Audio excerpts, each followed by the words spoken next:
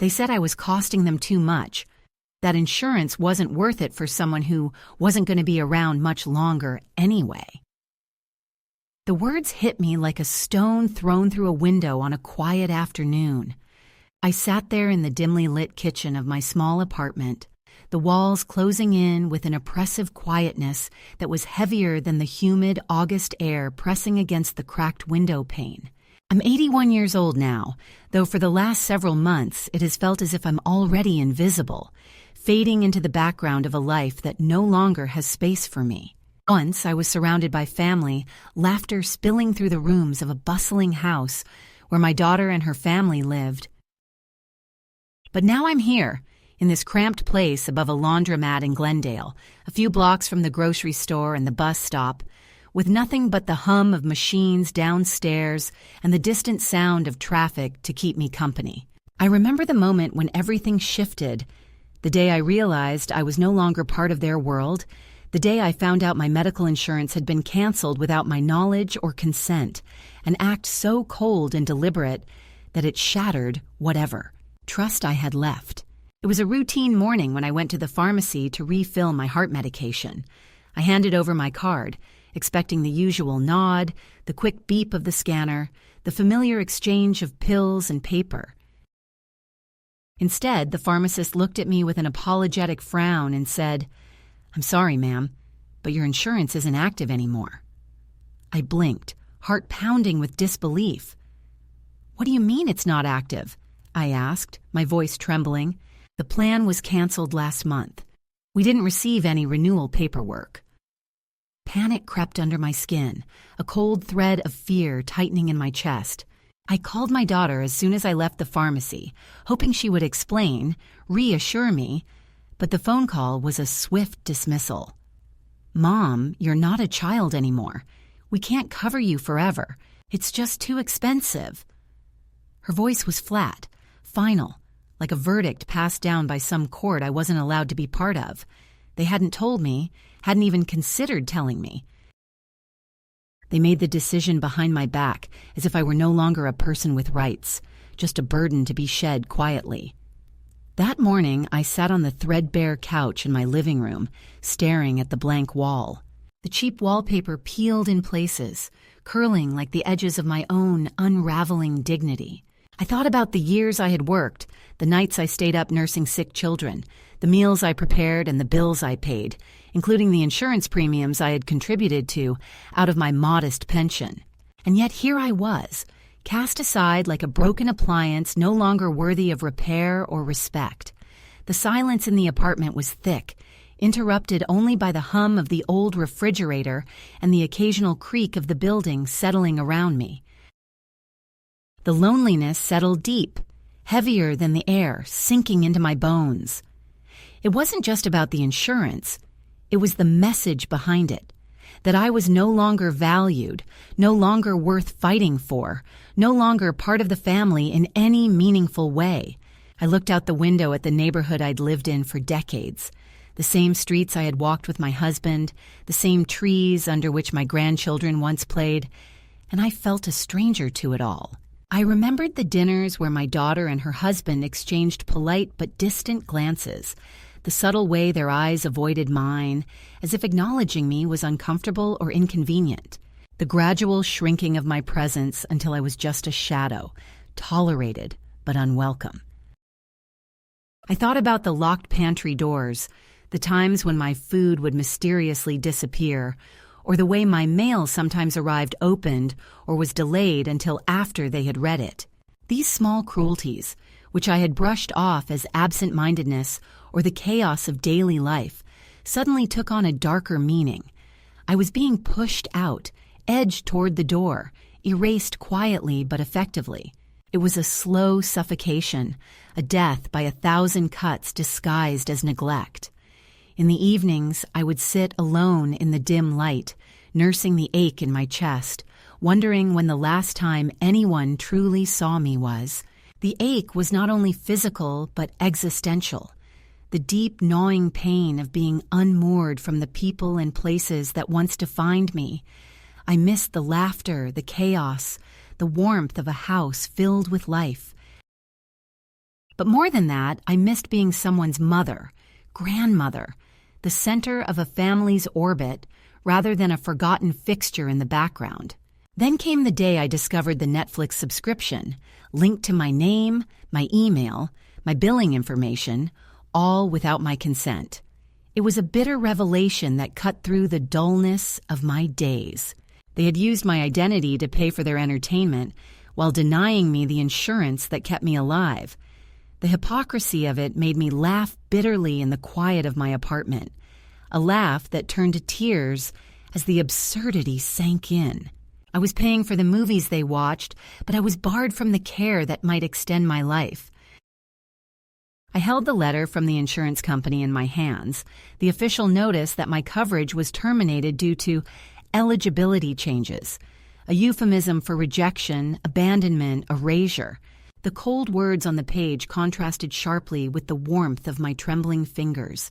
I sat there for hours, the letter unread but heavy with unspoken accusations and finality. I knew then that something had to change. I could no longer be the passive participant in a story where I was written out without consent or explanation.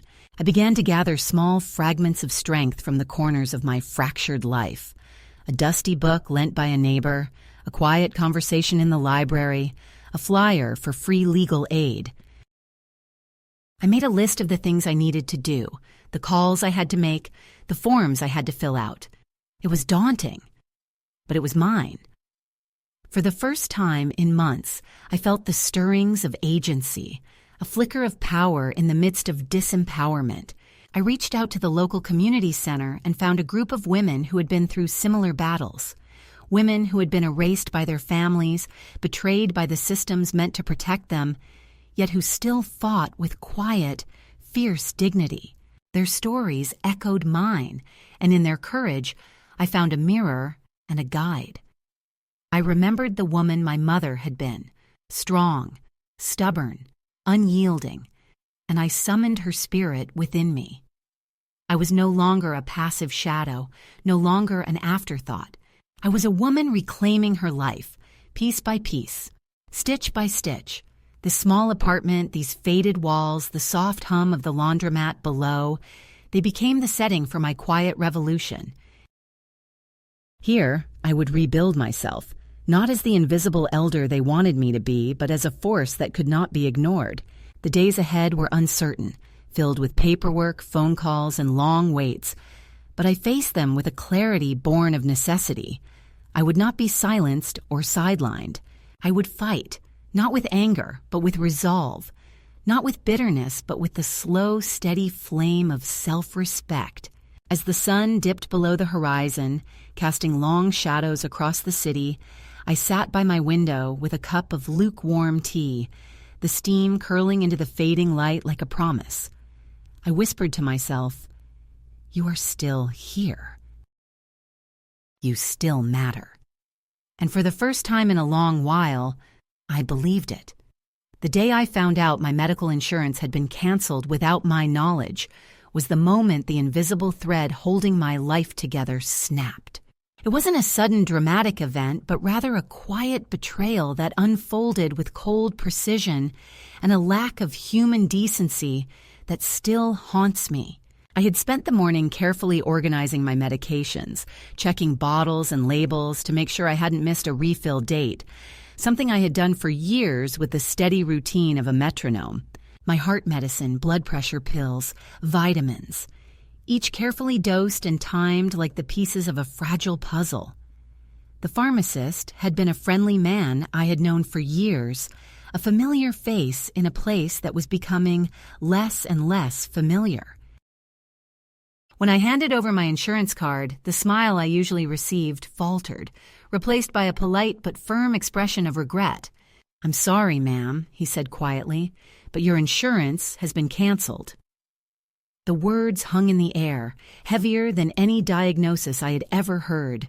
I stared at him, my mind scrambling to understand. Canceled? How? Why? I asked, my voice barely above a whisper, trembling with disbelief and growing dread. "I'm not sure," he admitted. It seems the insurance company was notified last month, but no renewal was ever processed. I left the pharmacy with my prescriptions unfilled, clutching the thin plastic bag of pill bottles like a fragile lifeline that was slipping through my fingers.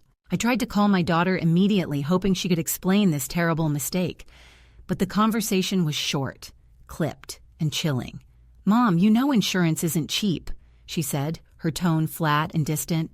"We can't cover you anymore. It's just too expensive, and you're not going to be around much longer anyway."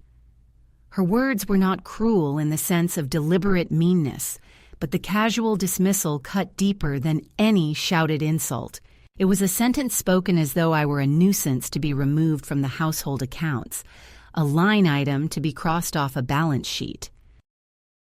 I sat in my old recliner after that call, the fabric worn thin where my hand had rested for decades, and felt the floor fall away beneath me. How had I become so dispensable? All those years of sacrifice and care, the dinners cooked, the late-night drives to the emergency room, the checkbooks balanced, the birthdays remembered, erased in one phone call. The insurance cancellation was not just a financial blow, it was a signal that I was no longer family in the way that mattered. I became acutely aware of how subtly the exclusion had crept in before the overt act. The locked pantry doors that once held staples I had stocked for years now kept me out, as if my presence was an intrusion. The mail that sometimes went missing or arrived opened and rifled through, as if my private correspondence was an inconvenience to be managed quietly. Invitations to family dinners stopped coming, replaced by vague excuses about busy schedules or too many commitments. The small irritations built up, layers of rejection that had been disguised as carelessness, but were intentional and methodical. I was being phased out, gradually and without acknowledgement. The day after the pharmacy incident, I found a billing statement slipped under my door. It was for a Netflix subscription, attached to my name and email with charges going back 6 months. I had never signed up for such a service, nor had I used it. I stared at the bill in disbelief, the stark irony not lost on me. They had cut me off from my medication but kept me signed up for their entertainment. It was a cruel joke, a final slap in the face, wrapped in the guise of modern convenience. When I confronted my daughter about this, her response was dismissive, almost annoyed. "That's just for the kids. It's easier to keep it on your account so they don't have to pay extra." I wanted to scream, to tell her that it wasn't my account to give away or use, that it was theft, but the words caught in my throat. I realized then that I was no longer seen as a person with agency or rights, but as an object to be managed, controlled, and ultimately discarded when inconvenient. The weight of this revelation pressed on me, suffocating and relentless. I felt like a character in a play whose lines had been cut, waiting in the wings while the rest of the cast moved on without me. The betrayal was not just about money or insurance. It was about being erased from the story of my own family, a living ghost in a house where I once held a place of honor. The cold reality was that my daughter and son-in-law had made a decision for me, deciding I was no longer worth the cost of insurance premiums, and without a word of explanation or discussion, they had severed that lifeline. I felt shocked, humiliated, and utterly powerless. But beneath the shock was a quiet flame of defiance, a determination not to vanish quietly into the night. The catalyzing moment was not a shouting match or a dramatic confrontation. It was a series of small moments that revealed the depth of their dismissal, the refusal to answer calls, the polite avoidance of difficult conversations, the unspoken but palpable message that I was a burden to be shed. One afternoon, my daughter told me they had just made arrangements because I was getting older and it was better this way. She said it as if it were a kindness, a mercy. But I heard the unspoken meaning. I was no longer their responsibility, no longer a valued member of their lives. I began to notice the subtle ways they had already begun to exclude me before the insurance cancellation. Family events were planned without informing me. Photos were taken where I was always on the edge, blurred or cropped out later. Conversations in the kitchen hushed when I entered the room. Even the grandchildren, once so eager for my attention, now seemed distant and distracted, eyes glued to screens or busy with their own lives. The exclusion was a slow unraveling of a tapestry I had helped weave, thread by thread, until it was no longer recognizable. I thought back to the woman I was, the mother, the grandmother, the steady presence, and I mourned the loss not only of their attention, but of the identity that had defined me for so long. In the face of this abandonment, I made a decision. I would not let them erase me completely. I would seek help, find resources, and reclaim what was rightfully mine. This was the beginning of a new chapter, painful and uncertain, but necessary. I started by contacting the local senior advocacy group, where I was met with kindness and understanding. They helped me file a formal complaint about the insurance cancellation and guided me through the process of reporting identity theft for the unauthorized Netflix subscription. Each step was daunting, filled with bureaucracy and cold forms, but each was a step away from invisibility and toward reclaiming my voice. As I navigated these new challenges, I began to see myself not as a victim, but as a woman with agency, capable of standing up for herself despite the betrayals she had endured. The catalyzing act of being cut off from my insurance was the spark that lit a fire of self-advocacy and resilience that I hadn't realized was still burning within me. The road ahead was long and uncertain, but for the first time in a long while, I felt the stirrings of hope. I would fight, not for revenge, but for recognition and dignity. And in doing so, I would find a new way to belong, not as the woman they had tried to erase, but as the woman who refused to be forgotten. After the initial shock of learning that my medical insurance had been canceled without my knowledge, and the bitter realization that my family had quietly decided I was no longer worth the cost, the days that followed were a slow, creeping erosion of my place in their lives and in the world I had once known. The first escalation of this betrayal did not come as a sudden event, but rather as a series of small, almost imperceptible actions and omissions that gradually compounded into a crushing weight of isolation and invisibility. At first I told myself that perhaps this was just a difficult season, a rough patch where misunderstandings and oversights could be forgiven or explained. I clung to the hope that my daughter and son-in-law would come to their senses, that the warmth and bonds of family would reassert themselves, and that the cruel pragmatism of financial decisions would be softened by affection and respect. But those hopes were dashed with every locked door, every silenced phone call, every missed invitation. The pantry and the kitchen, once an open shelf of familiar jars and cans that I had stocked for years, became a locked cabinet. When I asked about it, my daughter's eyes flickered with something I had never seen before: discomfort, maybe even shame masked poorly by a quick dismissal.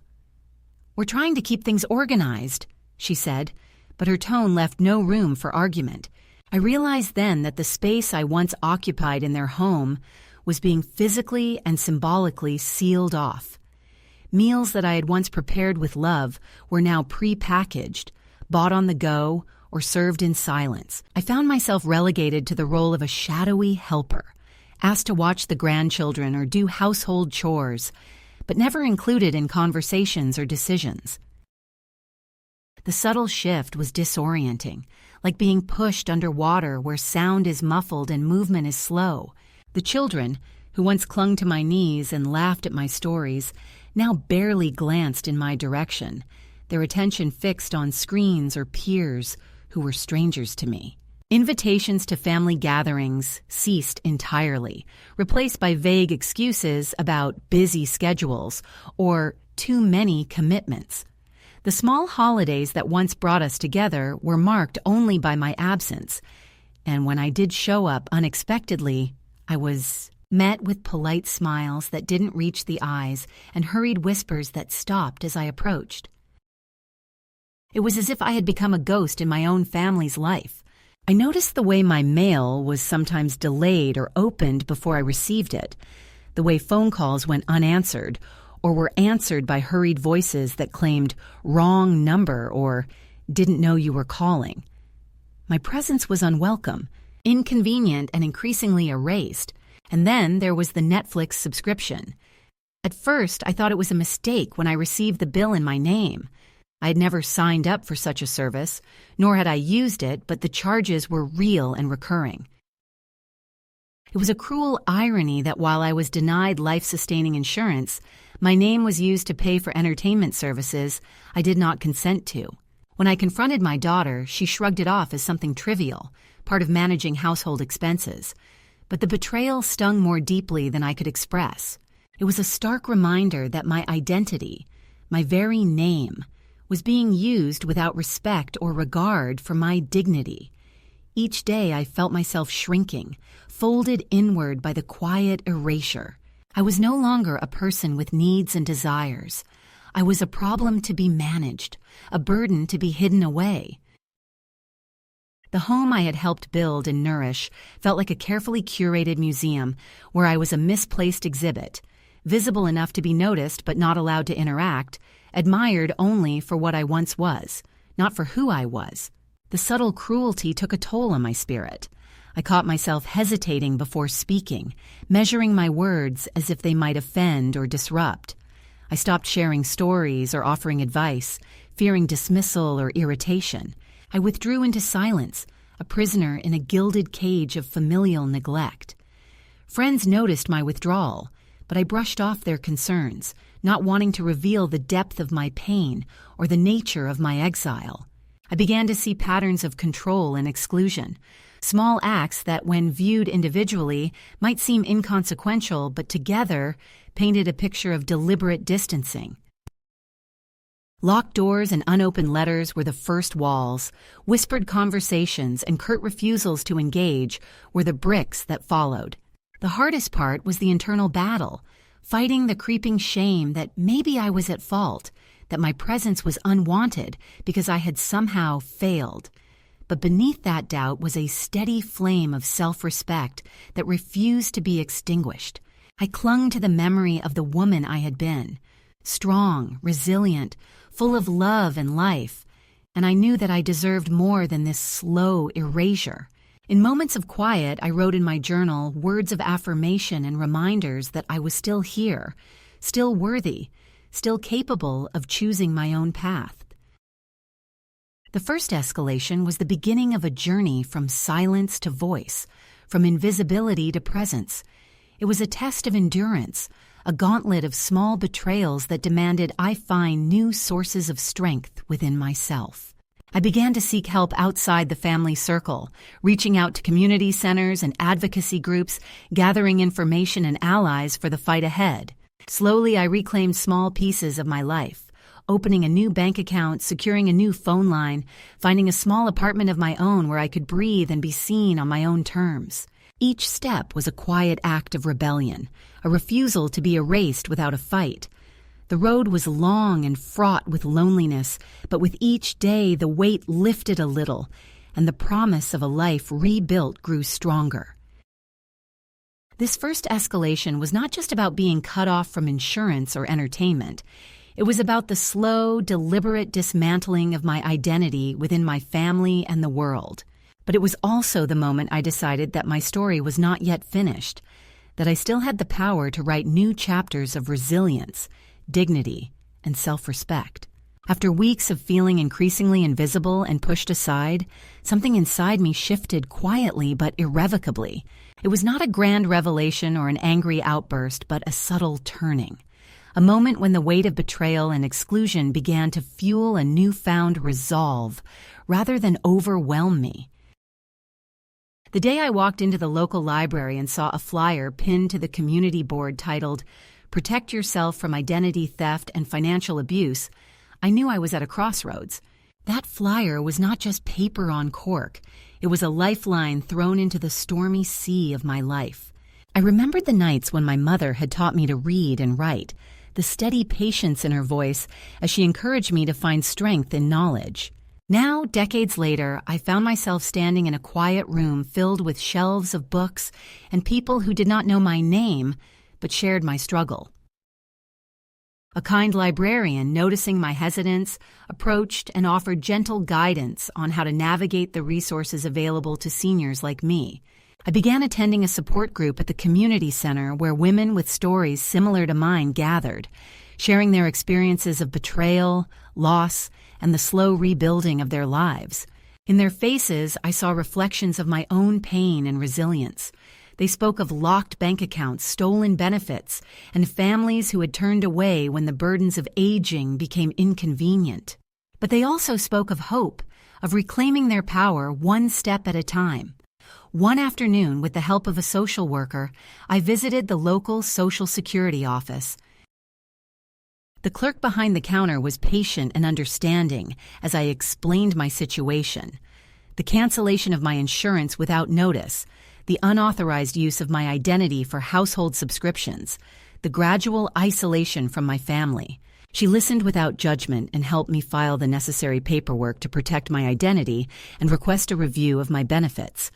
This act, small as it seemed, was monumental for me. It marked the first time in months that someone had truly seen me, not as a burden or a forgotten figure, but as a woman asserting her rights and demanding respect. I opened a new bank account in my own name, separate from any family connections, a small but powerful symbol of my reclaiming autonomy. I bought a simple cell phone, the kind with large buttons and an emergency call feature, and learned how to use it with the help of patient volunteers at the senior center. Each step was like walking up a steep hill, exhausting but necessary. I found a modest apartment nearby, a small space with sunlight streaming through the windows, and enough room for a chair where I could sit and watch the world without feeling like a visitor in my own life. Moving into that apartment was a declaration that I was no longer waiting to be invited back into a family that had sidelined me. I was creating a new life on my own terms. There were moments of deep loneliness and doubt, nights when the silence seemed too loud and the ache of absence settled like a cold fog. But there were also moments of unexpected joy, helping a neighbor carry groceries, laughing with a volunteer at the food bank, learning new skills in computer classes offered by the community center. I began to write letters, not to my daughter or son-in-law, but to myself. Letters of encouragement, reminders of my worth, promises to never again let anyone erase my existence. One evening, as I sat on the small balcony of my new apartment with a cup of tea warming my hands, I watched the city lights flicker in the dusk. The world was still moving, still full of noise and life, and I was part of it again. The phone, once a source of anxiety and hurt, was now a tool of connection. I had a new number, new contacts, and a renewed sense of possibility. It wasn't forgiveness, far from it, but it was the beginning of healing. The shift was subtle but profound. I was no longer waiting to be seen or acknowledged by those who had turned away. I was seeing myself clearly and choosing to live fully despite the pain. This midpoint was the turning point where resignation gave way to agency, where silence began to transform into a voice. I was still wounded, still vulnerable, but I was moving forward step by deliberate step toward a life rebuilt not on others' terms, but on my own. The road ahead was uncertain and sometimes steep, but it was mine, and for the first time in a long time, I felt the steady pulse of hope beneath my ribs. The months following my quiet reclaiming of autonomy were a mixture of fragile hope and relentless testing, as if the world was determined to remind me that freedom was not a gift easily won, but a battle to be fought daily with quiet resilience and unwavering resolve. The second escalation of my story was not merely a continuation of the slow erasure I had endured, but a surge of confrontation and pressure that challenged the fragile peace I had begun to build. It arrived unexpectedly one afternoon as I was settling into the modest comfort of my new apartment, unpacking the last of the boxes that contained remnants of a life I had once known, but was now reshaping on my own terms. The doorbell rang, its chime sharp against the soft hum of the city outside. I hesitated before answering, my heart pounding with a mixture of curiosity and dread. When I opened the door, I found him standing there. My son-in-law, a man I had not seen since the day the insurance was canceled, and the subtle coldness had taken root between us. His face was stern, his eyes fixed with an intensity that seemed to measure me as if I were an adversary rather than family. "We need to talk," he said, his voice steady but edged with frustration. The words hung in the air, heavy with unspoken accusations and threats that I was only beginning to comprehend. I stepped aside to let him in, wary but unwilling to close the door on a conversation that I knew would be inevitable. Once inside, he paced the small living room, his movements sharp and restless. He spoke quickly, words tumbling out in a rush of anger and justification. "You're making things difficult," he said. "You're hurting the family. This isn't how things are supposed to be." I listened quietly as he laid out their grievances, the damage my actions had caused, the stress on relationships, the unnecessary drama that he claimed I was stirring up by standing up for myself. There was no empathy in his tone, only a cold, pragmatic insistence that I conform to the role they had assigned me, quiet, compliant, invisible. I responded with calm clarity, refusing to be intimidated or guilted. I told him that my health and dignity were not bargaining chips, and that I would no longer accept being erased or dismissed. He shook his head, frustration flashing in his eyes. "You're going to regret this," he warned, voice low but firm. "We could take legal action. We don't want to, but we will if we have to." The threat was clear, a reminder of the power dynamics that still loomed over me despite my efforts to claim independence. But I was no longer the woman who cowered in the face of threats. I told him to consider carefully before crossing a line I was prepared to defend. When he left, the door closing softly behind him, a wave of exhaustion swept over me. The fight was no longer just internal. It had become a tangible conflict with those who once promised care and now wielded control like a weapon. The days that followed were marked by a quiet vigilance. I kept the locks on my door tight and the phone close, bracing for calls or visits that might bring more pressure or manipulation. Yet amid this tension, I found unexpected allies.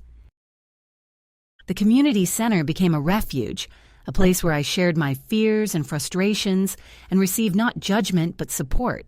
The women there listened without interruption, their own stories weaving a tapestry of shared struggle and resilience that buoyed my spirit. One evening, a letter arrived in the mail with no return address, its contents folded carefully inside. It was from my grandson, a young man caught between loyalty to his parents and affection for me. His handwriting was hesitant but sincere, expressing worry and a desire to understand, to bridge the growing gap between us. Reading his words, I felt a bittersweet mix of hope and sadness, a reminder that while the wounds ran deep, the bonds of family still flickered beneath the surface, fragile but alive. Yet the pressure from my daughter and son-in-law did not relent. Shortly after the letter, a formal notice arrived, a legal letter from a lawyer representing them, requesting meetings to discuss my well-being and the management of my assets. The cold formality of the letter contrasted sharply with the warmth of my grandson's note, underscoring the divide between love and control. I responded carefully, asserting my right to privacy and independence, making it clear that any attempts to undermine my autonomy would be met with firm resistance. The legal threat was a shadow that loomed over my days, a reminder that reclaiming my life was not without cost. Yet it also steeled my resolve. I sought legal counsel through a local advocacy group, finding a lawyer who specialized in elder rights and understood the complexities of family disputes over care and control. Together, we began to map out a strategy to protect my interests and ensure my voice would be heard if the conflict escalated. Amid these external battles, the internal struggle was no less intense. I grappled with the loneliness that came from being caught between worlds, the family I once belonged to but who had cast me aside, and the new life was building but that was still fragile and uncertain. I mourned the loss of the mother and grandmother I had been, the roles that had defined me for so long, even as I celebrated the emergence of the woman I was becoming. Small acts of kindness from neighbors and friends became lifelines. A volunteer who brought me groceries when I was too tired to shop, a friendly cashier who greeted me by name, a stranger who smiled as I walked down the street, all reminders that connection and belonging could be found beyond the walls of my fractured family. I took comfort in simple routines, morning walks through the neighborhood, cups of tea shared with the woman who lived next door, evenings spent reading or listening to music that soothed the ache in my heart. And then one day, my grandson arrived unexpectedly at my door. He was taller than I remembered, his face etched with the uncertainties of youth, but softened by a tenderness I had not seen before. We sat together in the small living room, the silence between us filled with unspoken emotions and tentative hope. He spoke of his struggles with his parents, his feelings of being caught in the middle, and his longing to reconnect with me without the baggage of family conflict. His presence was a balm, a reminder that love could persist even amid division and hurt. The second escalation was a crucible that tested my strength and clarity. It forced me to confront not only external pressures, but the deepest fears of abandonment and invisibility. Yet through it all, I found resilience I did not know I had, a quiet, steady flame that refused to be extinguished. This was not the end of my journey, but a defining chapter where I claimed my dignity and agency in the face of adversity. The battles ahead would be difficult, and the scars of betrayal would remain, but I was no longer alone. I was a woman who had been pushed to the edge and had chosen to stand firm, to speak her truth, and to build a life on her own terms. And in that choice, I found a power that no threat or exclusion could ever take away. The moment I decided to take back what was mine in the fullest sense came not with fanfare or loud declarations, but with a quiet, deliberate act that carried the weight of every slight and every dismissal I had endured. It was a late afternoon in early autumn, the sky a soft gray that hinted at the coming rain, when I sat down at my small, worn desk by the window of my apartment and began to write the letter that would mark a new chapter in my life. The letter was addressed not to my daughter, not to my son-in-law, but to the lawyer they had sent, a cold, formal figure whose presence in my life had become a symbol of their attempts to control and manipulate me. My hand trembled slightly as I penned the words, careful and measured, each sentence a boundary drawn with ink and resolve. I declared clearly and without hesitation that I was of sound mind, living safely and independently, and that any further attempts to contact me under the guise of concern would be considered harassment. I asserted that I had retained legal counsel of my own, and that my decisions were final. This letter was not written in anger, but in a calm clarity that had taken months to reach. It was a statement of self-respect, a refusal to be cowed or dismissed any longer. Alongside this formal declaration, I also wrote a brief note to my daughter. It was short, only a few lines, but packed with the weight of everything I needed to say and the closure I had long sought. I know what you did. I know what you didn't say. I am not angry. I am not coming back. Take care of your own life now. I sealed the envelope with a steady hand, knowing that this was my final act of cutting ties on their terms, not out of bitterness or spite, but from a place of quiet strength and clarity. Mailing those letters felt like stepping through a door into a new world, one where I was no longer a passive figure shaped by others' decisions, but an active agent shaping my own destiny. The days that followed were a mixture of relief and lingering tension. There was no dramatic confrontation or immediate response from my family. The silence was heavy, but also freeing. I was no longer waiting for permission or validation. I was living on my own terms. Amid this newfound peace, I cultivated new connections that nurtured my sense of belonging and worth. Arthur, A kind widower I had met at the community center became a steady presence in my life. His quiet companionship was a balm, a reminder that relationships could be built on mutual respect and gentle understanding rather than obligation or control. Joyce, my neighbor, continued to be a source of laughter and solidarity, sharing meals and stories in the small kitchen of her home. Together, we navigated the rhythms of our days with a sense of companionship that was healing and sustaining. One afternoon, a letter arrived addressed to me from my grandson. Unlike the formal, intense correspondence from my daughter and son-in-law, his note was warm and tentative, offering an olive branch without pressure or expectation.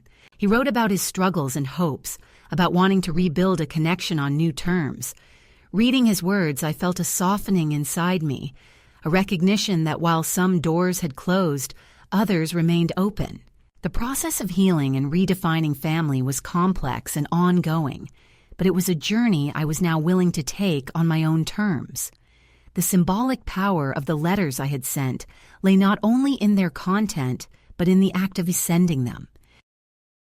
It was a reclamation of voice and agency, a clear statement that I was no longer willing to be a silent participant in a narrative that erased me. This act set the stage for the new life I was determined to build, one marked by boundaries, self-respect, and the freedom to choose my own path. The climax of my journey was not a dramatic confrontation, but a quiet assertion of self that rippled outward in ways I had yet to fully understand. It was the moment I truly embraced my independence, letting go of the roles others had imposed on me, and stepping into a life defined by my own values and desires. In the weeks that followed, I found myself waking each day with a sense of possibility and peace I had not known in years. The ache of abandonment remained, but it was tempered by the strength of knowing I had reclaimed my story. I spent evenings on the balcony of my apartment, the city lights twinkling below, sipping tea and reflecting on the journey from silence to voice, from invisibility to presence. I was still healing, still growing, but I was no longer waiting for permission to exist fully. The letters were a turning point, a quiet but powerful reclaiming of my dignity and autonomy. This moment of culmination was not an end, but a beginning, a new chapter where I was free to write my own story without apology or restraint. And in that freedom, I found a strength that no betrayal or exclusion could ever take away. In the quiet aftermath of the letters I had sent and the boundaries I had firmly set, a new rhythm settled into my life, one marked not by the shadows of past betrayals, but by the gentle unfolding of possibilities I had not dared to imagine before. The heaviness of exclusion slowly gave way to a quiet peace, a space where I could breathe and be seen on my own terms. It was in this space that I received the call I had long anticipated, but had not been sure I wanted to answer. My grandson's voice came through the line, tentative but warm, a fragile thread reaching across the distance that had grown between us. "Grandma," he said simply, "I want to see you." His words were a balm to the ache that had settled deep in my heart, a reminder that love could persist despite the walls built by others. We arranged to meet at a modest cafe, a neutral ground where past wounds could be set aside, if only for a moment. When I saw him, taller now and carrying the cautious confidence of youth, I felt a mix of emotions: joy, sadness, hope, and the quiet understanding that this meeting was not a return to the past, but the beginning of something new. We spoke of small things, the weather, books we liked, the music that soothed us. There was no need to dredge up old pains or demand explanations. In his presence, I felt seen and valued not as a duty or obligation, but as a person with a story worth knowing. The connection we rekindled was tentative, but it was real, and it was enough. After our meeting, I returned to my apartment with a heart lighter than it had been in months. The walls seemed to breathe with me, the familiar creaks and hums no longer echoes of loneliness, but the sounds of a life reclaimed. I found myself writing again, not letters of protest or defense, but notes to myself, reminders of strength, affirmations of worth and promises to nurture this new chapter. One such note, taped inside the drawer where I kept my treasured recipes, read, "Dear me, you waited so long for someone to save you. You forgot you were always the one holding the key. You didn't lose them. They let go. And you finally let go back." These words were not just comforting, but transformative, a quiet declaration of self-love and acceptance. The daily routines I had established became anchors in this new life. Mornings spent walking through the neighborhood parks, the crisp air filling my lungs and clearing my mind. Afternoons volunteering at the community center, sharing stories and laughter with women who, like me, had found new strength in shared experience. Evenings on the balcony, watching the city lights flicker and fade as night embraced the world. I was no longer tethered to the past or bound by the expectations of others. I was free to be myself, flawed, resilient, and whole. The phone that once represented a source of pain and disconnection was now a tool of connection. I learned to use it not out of obligation, but choice, reaching out to friends, old and new, accepting invitations to community events, and even calling my grandson regularly. The silence that had once screamed with absence was now filled with the quiet hum of life being lived fully. One evening, as I sat wrapped in a shawl on the porch with Joyce, watching the stars blink awake in the darkening sky, she turned to me with a knowing smile. "You look lighter," she said softly. I nodded, feeling the truth of her words settle warmly in my chest. The journey had been long and fraught with pain, but it had led me here, to a place of peace and possibility.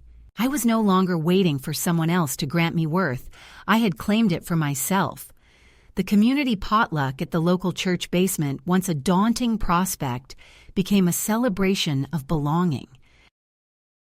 I baked lemon squares, a recipe passed down from my mother, and shared them with neighbors who greeted me with warmth and genuine interest.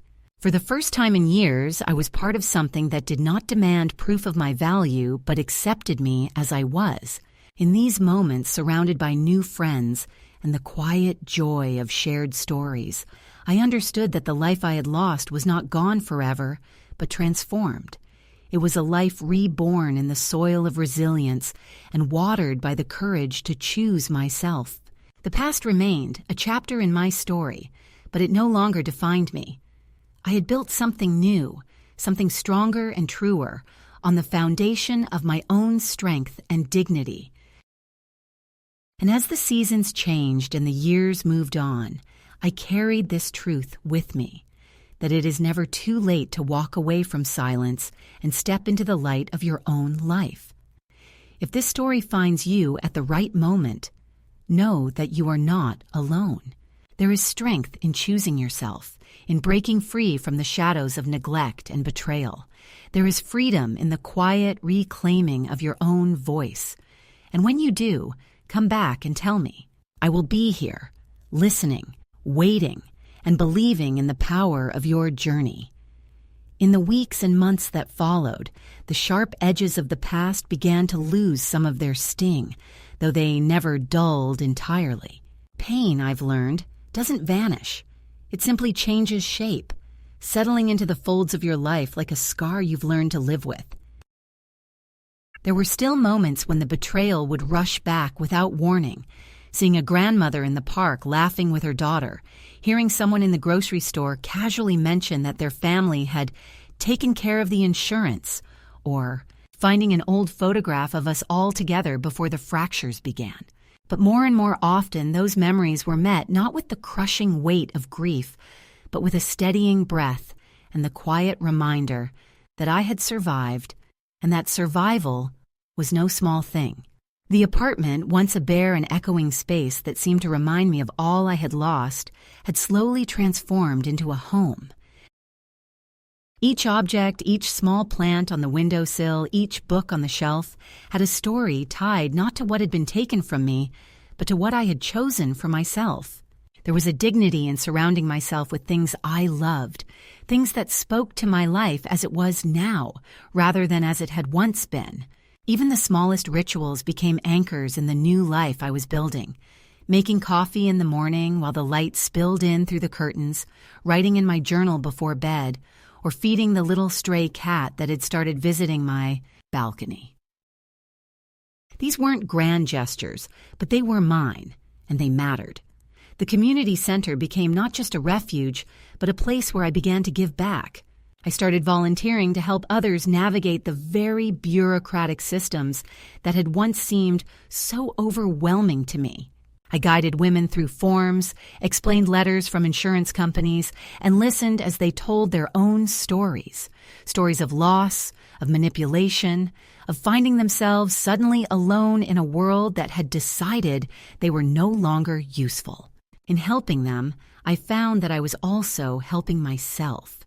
Each time I reassured someone else, I felt a little more certain in my own strength. There were days of loneliness still, and I would be lying if I said otherwise. But loneliness now felt different. It was not the enforced isolation of being shut out by those I loved, but the natural quiet that comes from choosing your own company when the world is noisy. I no longer waited for my phone to ring with their voices. I no longer kept my evenings open just in case they might stop by. My time belonged to me now, and that was a freedom I had not known I would value so deeply. My grandson kept in touch. At first it was cautious, a short call here, a brief message there. But over time, his voice grew warmer, more confident. He told me about his classes, his friends, his dreams. I didn't push him to talk about the past, and he didn't ask me to. We were building something new, something unburdened by the mistakes of others. In his visits, I saw the possibility of a family that looked different from what I had once imagined, but was no less real. He didn't have to choose between me and his parents. All I asked was that when he was with me, he was fully present. And he was. One afternoon, while sitting with a cup of tea and watching the shadows stretch across the park, I thought about the woman I had been a year ago. That woman had been frightened, unsure, and deeply wounded. She had been defined by what had been done to her. The woman I was now was not untouched by those wounds, but she was defined by something else, by what she had done in response. I had drawn boundaries, reclaimed my identity, and built a life that, while smaller in some ways, was richer in others. I had learned that independence is not loneliness, and that peace is not the absence of struggle, but the ability to meet it with a steady heart. I never did hear from my daughter again in any real sense. There were a few terse messages, holidays, obligatory updates, but they were more like weather reports than conversations. I stopped reading between the lines, stopped searching for signs that she might want to mend the rift. Some rifts are not meant to be mended, at least not in the way we hope. That realization brought grief, but also a strange relief. I no longer had to live in the limbo of hope and disappointment. I could accept her absence as part of the shape my life had taken and move forward without the constant ache of waiting. And so, my life became something both quieter and fuller. I traveled small distances, day trips to nearby towns, visits to farmers' markets, walks in nature preserves. I filled my shelves with library books, learned to cook recipes I had never tried before, and even took a painting class at the center. I didn't paint well, but that wasn't the point. The point was that my hands were busy making something new, and my mind was free to wander without fear. Sometimes, when I look in the mirror, I see the lines etched deeper on my face and think of all the years behind me, and I feel an odd mixture of sorrow and pride. The years have taken much from me, but they have also given me the wisdom to see what truly matters. I no longer measure my worth by the roles others assign me, mother, grandmother, helper, but by the life I shape for myself every day. And though I live alone, I am not alone. I am surrounded by the friendships I've cultivated, the routines I've chosen, and the quiet, unshakable knowledge that I have walked through fire and emerged, if not unscathed, then unbroken. If you find yourself in a place where you have been diminished, dismissed, or forgotten, Know this: your story is not over unless you decide it is. You have the right to take back your voice, your space, your life. It may not look the way you once imagined, and it may not include everyone you once loved, but it can still be yours in a way that is profound and beautiful. That is the lesson I carry with me now, as I sip my tea, as I walk through the park, as I greet the morning light in my little apartment. Life, even after betrayal, can be rebuilt, and sometimes it can be built stronger than before.